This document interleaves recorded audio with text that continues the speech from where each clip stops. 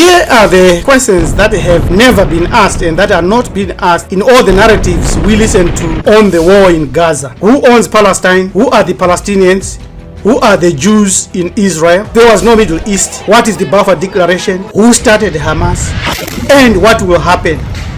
The question, what will happen, is very, very important because we shall reveal a secret beneficiary of this war. Foreigners are spilling blood in our Holy Land. Africa is the Holy Land. So this war in Gaza is being fought in Africa. That's not being revealed in all the narratives. This war in Gaza was prophesied and mentioned in our ancient books by our ancestors. This is not being mentioned in all the narratives that you hear. If you read in the Hermetica, you will find that it says, do you not know, Asclepius, that Hamit is an image of heaven? Or to speak more exactly, in Hamit all the operations of these powers which rule and work in heaven are present in the earth below. Negative and positive forces, evil and good forces occur even in the spiritual realm. In fact, it should be said that the cosmos, the whole cosmos, dwells in our land as in a sanctuary. It also goes to say, and so the gods will depart from mankind, a grievous thing indeed, and only evil angels will remain. That's why you see this evil. That's why you see this wanton genocide in our faces. These evil angels will mingle with men and drive the poor wretches by main force into all manner of reckless crime, into wars and robberies and frauds. Listen to the following. And all things hostile to the nature of the soul. So it's happening. No one is connecting these African prophecies to today's events, especially in the war in Gaza. Who are the Palestinians? Our video that we did shows that the original Palestinians came from the original Canaanites, who are melanin dominant human beings who were there before the Bible, before the Quran, before any European was found on the earth. These are facts. So let's look at who is a Jew or who are the Israelites today. Netanyahu is a Russian by descent. He was born in Tel Aviv, yes, to Ben Zion Netanyahu, originally Milekowiski and Tzila, his mother, born in Petah Tikva, 1912, in Ottoman Palestine. It's called Ottoman Palestine for a reason. Now, Israel. Though all his grandparents were born in the Russian Empire, now Belarus, Lithuania and Poland, his parents migrated to America and eventually to Israel. So he is not autochthonous. You can read a lot of sources about this here. So that's his name, Netanyahu Milekowiski. That's his name. Even DNA gives undeniable evidence that was done at Tel Aviv University by Dr. Ariella Oppenheim and their team, which released their study that shows that all Jews, over 98% of them, are of Khazarian origin, a country found in the Caucasus Mountain there, an empire that was dominated in Georgia and Kazakhstan there, and that they are not indigenous by blood in Israel or Africa. The Khazars were, and their genome, mainly their genome is of Turkish and Mongolian bloodline. You can also read these two books, The Jews of Khazaria and Arthur Koestler's The 13th Tribe. You can also go to this website to know and find evidence that the Khazars have no Israelite blood. Their ancestors are not Israelites of the Bible. And now today, we've got other people claiming to be Jews, which is still fake. And King Bulan left a message that in 740 AD, he converted to Judaism when he had options to either convert to Islam or Christianity. This is clear and it's taught everywhere and it's known. Geographically, there was no Middle East. Historically, there was no Middle East. It's all Africa. This is the man who created the Middle East. The Sykes-Picot Agreement, which was reached in May 1916 by the French, the Americans, and the British, when they realized that the Ottoman Empire is collapsing and they wanted to capture that whole area, this whole area so-called Near East then, or Levanten, and now Middle East, renamed Middle East in the 1940s during the Second World War. Then come the problem now, the Balfour Declaration. It is a historical fact that Lord Walter Rothschild, a British banker and a member of the prominent Rothschild family, is the main architect of the Balfour Declaration, which has contributed to the broader context of this conflict that we are seeing today in Gaza. This Balfour Declaration declared as a gift of Palestine to Zionist movement that was agitating for a homeland for the Jews. You remember the Khazars? Yes, for their so-called homeland. The Balfour Declaration is just one piece of the larger puzzle that we are trying to share today and review.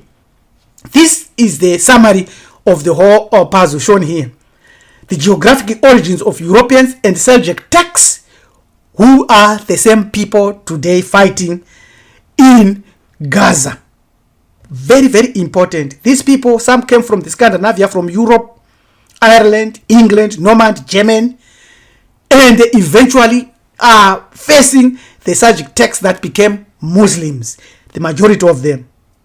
Archaeologists have unearthed at least 125 tombs at a Roman cemetery, Ida cemetery in Gaza. And these are the people that were there. You can see also our own people involved.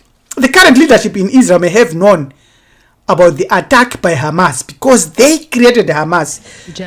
Listen to this video by Ron Paul. It will show you and prove to us that Hamas was started during the Intifada to counter Yasser Arafat PLO's military wing.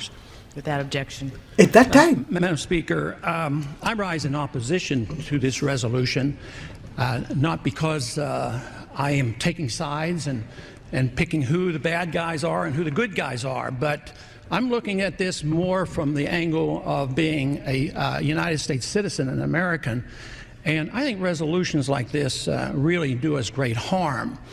In many ways, what's happening in the Middle East, and in particular with Gaza right now, we have some moral responsibility for both sides in a way, because we provide help and funding for both Arab nations and Israel.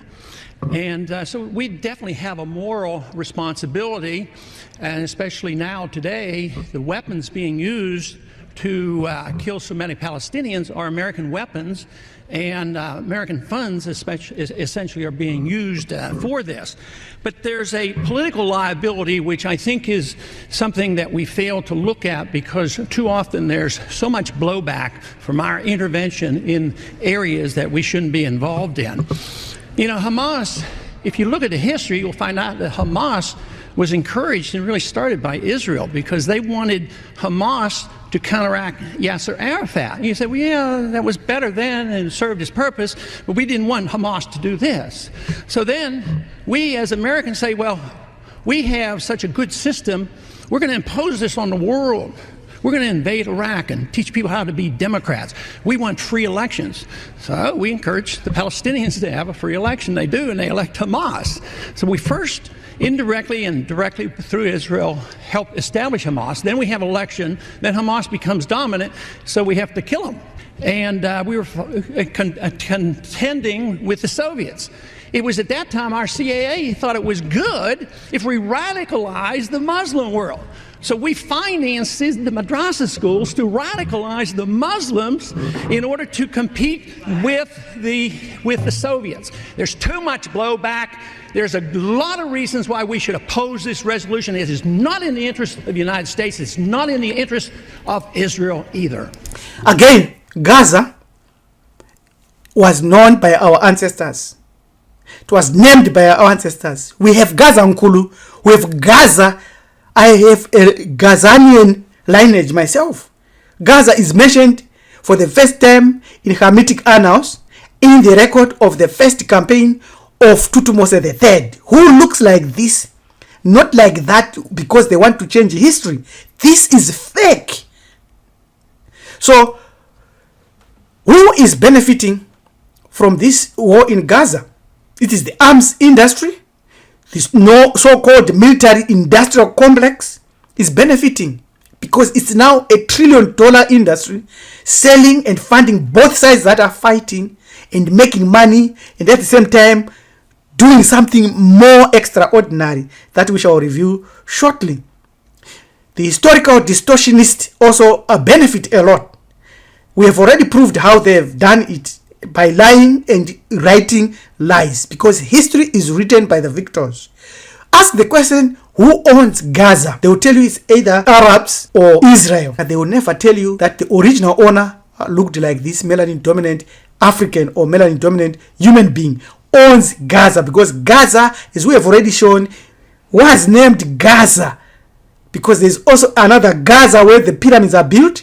There's also another Gaza in KwaZulu-Natal. There's also another Gaza in Zimbabwe and Mozambique. It was actually known as Gaza land. This is a fact. Do your research.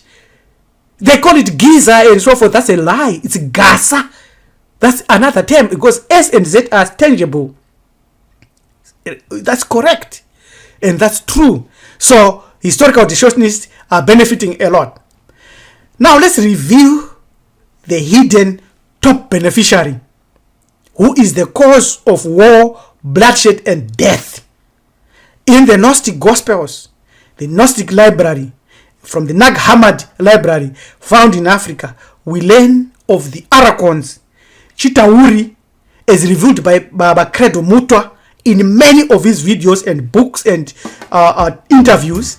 Goritoto, Amazimu, aliens, these are all soulless entities that controls through masks of deception and promotion of war, technological advancement, abuse, and destruction of nature. These are the evil angels that we are taught in the Hermetica, that they will mingle with men. They do so through mind control, through genetic manipulation, through frequent implants, through military strategies, and through generating emotional desire in human beings to give up their natural state for the benefit of either food, drinks, drugs, so that at the end of the day, these Chitauris, these Goritotos, these aliens, these Arachons take over your soul and they use it as their energy source so that they can use it to live and to transport themselves, teleport themselves, and manage to extend their lives. They are the main beneficiaries in this war in Gaza. It is clear, because if we are civilized, as we claim, if we are intelligent, if we are smart, if we have developed, if we have advanced, why can we not stop such wars by merely discussing and talking and having diplomats work out differences? Why can't we live as one family? Because demonic forces that control technology and that have given our elites the power that the elites think they have, the president, the leaders in industry, technology, or spirituality, or religions, they want payback through wars and bloodshed, which is sacrificing, human sacrifices that are occurring today in our eyes in terms of wars and the massive genocides that we are seeing, which some of us never thought we would see today. Yes, we are not civilized. We have to fight to save our souls. To be in a safe and readiness place, we have to fight tooth, nail, and claws. Because death is not the end of it. If you think dying is the end of it, it is not. It may be actually a capture by these Arachons, just like we see in the wars occurring in the world, especially in Gaza these days. If you want to learn more, if you want to participate and to be active, send us an email at join@marifado.com. You can also donate by visiting us on our new website, fantastic website, www.marifado.org. Any amount of your donation will be used profitably so that we can continue to do research, we can continue to build structures to save our souls. That's our job. Yes, till we meet again, your manager to Priest Rabbi LM Kurikeni Mjaganja says this war in Gaza is a wake-up call for all melanin-dominant human beings to save their souls, to purify their souls, to be ready for departure. Amen.